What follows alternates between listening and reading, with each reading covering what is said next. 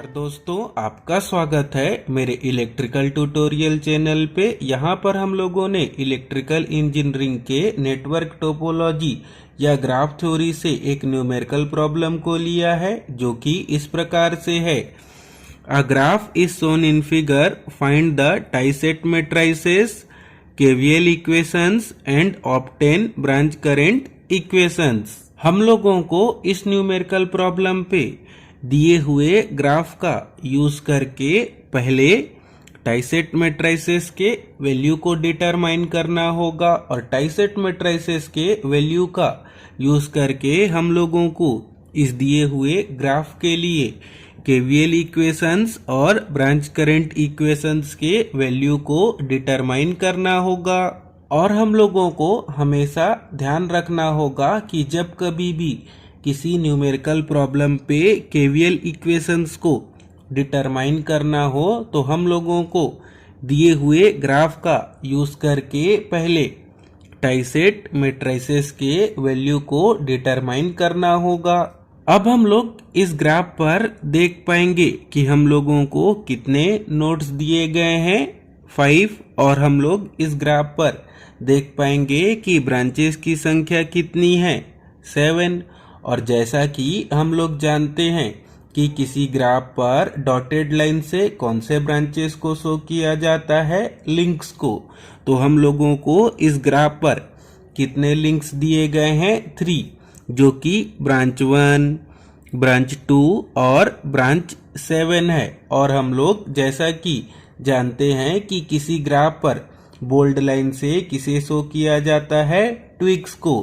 तो हम लोगों को इस ग्राफ पर कितने ट्विक्स दिए गए हैं, 4, जो कि ब्रांच 3, ब्रांच 4, ब्रांच 5 और ब्रांच 6 है। अब हम लोग इस गिवन ग्राफ का यूज करके टाइसेट मैट्रिसेस के वैल्यू को डिटरमाइन करेंगे, और टाइसेट मैट्रिसेस के वैल्यू को डिटरमाइन करने के लिए हम लोगों को इस गिवन ग्राफ पर लूप करंट्स को एज्यूम करना होगा। और लूप करंट्स को किसके अकॉर्डिंग लिया जाता है, लिंक्स के। तो हम लोगों को इस गिवन ग्राफ पर नंबर ऑफ लिंक्स कितने दिए गए हैं, 3। तो हम लोगों को इस गिवन ग्राफ पर 3 लूप करंट्स को एज्यूम करना होगा। तो यहाँ पर हम लोग पहले लूप करंट को ले पाएंगे लिंक 1 के लिए, और हम लोगों को जिसका डायरेक्शन कैसे लेना होगा, लिंक 1 के डायरेक्शन के जैसे। और पहले लूप करंट को हम लोग लिखेंगे I1, और यहाँ पर हम लोग दूसरे लूप करंट को लेंगे लिंक 2 के लिए, और जिसका भी डायरेक्शन हम लोगों को लेना होगा लिंक 2 के डायरेक्शन के जैसे।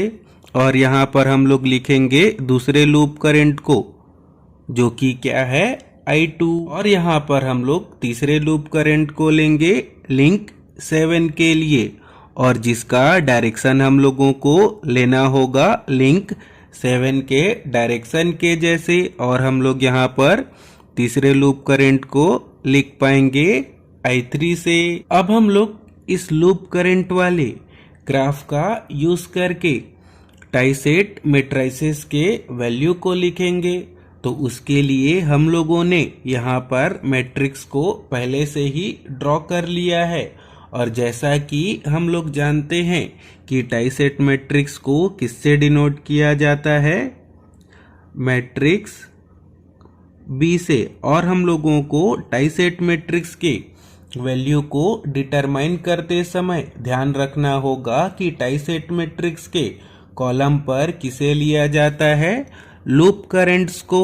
तो यहाँ पर हम लोग ले पाएंगे पहले लूप करंट I1 को, फिर दूसरे लूप करंट I2 को, और तीसरे लूप करंट I3 को। और हम लोगों को टाइसेट मैट्रिक्स के रो पर किसे लिखना होता है, ब्रांचेस को। तो हम लोगों को इस ग्राफ पर कितने ब्रांचेस दिए गए हैं, 7।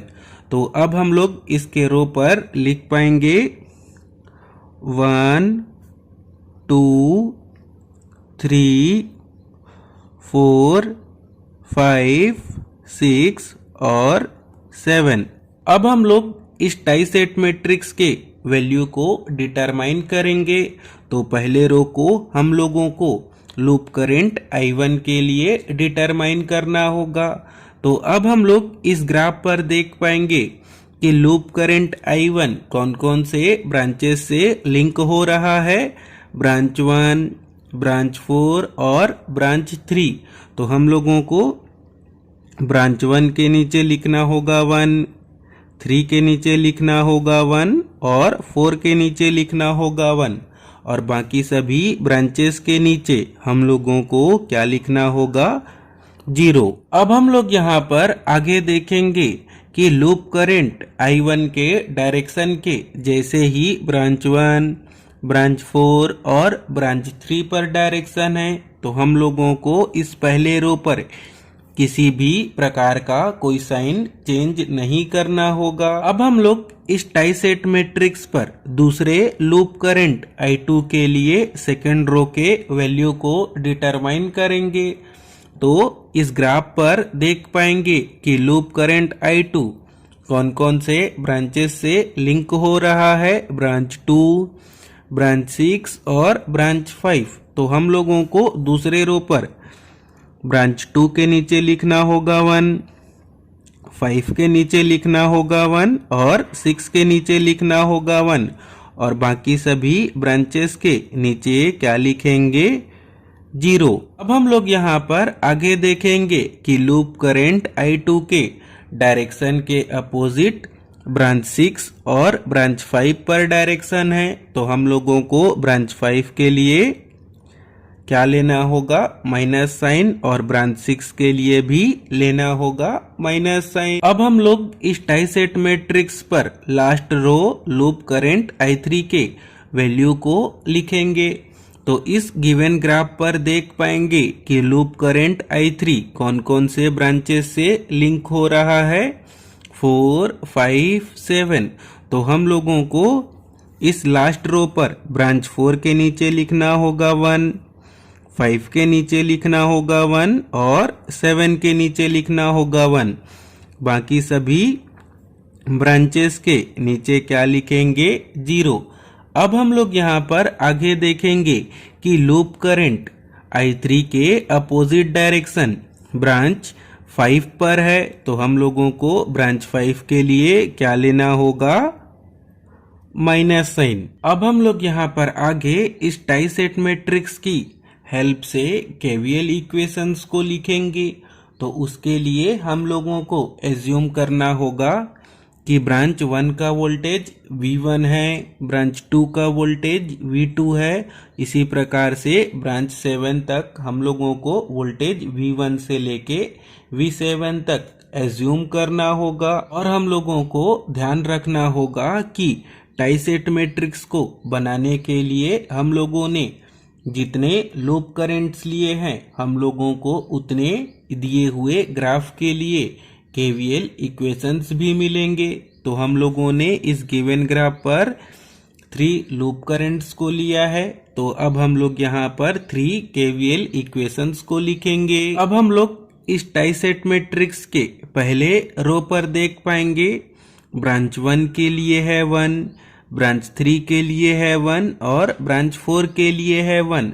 तो पहले रो का यूज करके पहले KVL इक्वेशन को किस प्रकार से लिख पाएंगे, तो लिखेंगे V1 plus V3 plus V4 is equal to 0। अब हम लोग यहाँ पर टाई सेट मैट्रिक्स के दूसरे रो का यूज करके सेकंड KVL इक्वेशन को डिटरमाइन करेंगे। तो दूसरे रो पर देख पाएंगे ब्रांच 2 के नीचे है 1, ब्रांच 5 के नीचे है -1 और ब्रांच 6 के नीचे है -1।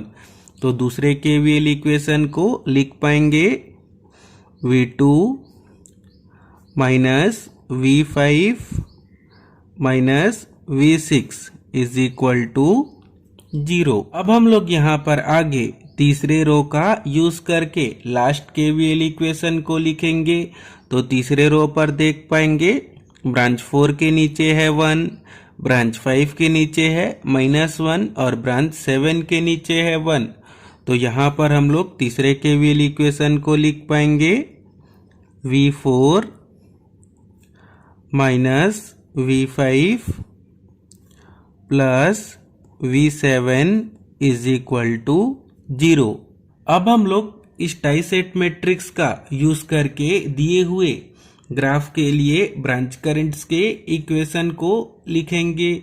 तो उसके लिए हम लोगों को यहाँ पर एज्यूम करना होगा कि ब्रांच 1 का करंट क्या है J1, ब्रांच 2 का करंट क्या है J2। हम लोगों को इसी प्रकार से ब्रांच 1 से लेके ब्रांच 7 तक का करंट को एज्यूम करना होगा J1 से लेकर J7 तक। जब हम लोग इस टाइसेट मैट्रिक्स का यूज करके ब्रांच करंट्स इक्वेशंस को लिखेंगे तो हम लोगों को इस मैट्रिक्स को कैसे यूज करना होगा, कॉलम वाइज यूज करना होगा। तो अब हम लोग इस टाइसेट मैट्रिक्स के पहले कॉलम का यूज करके पहले ब्रांच करंट J1 के वैल्यू को लिखेंगे।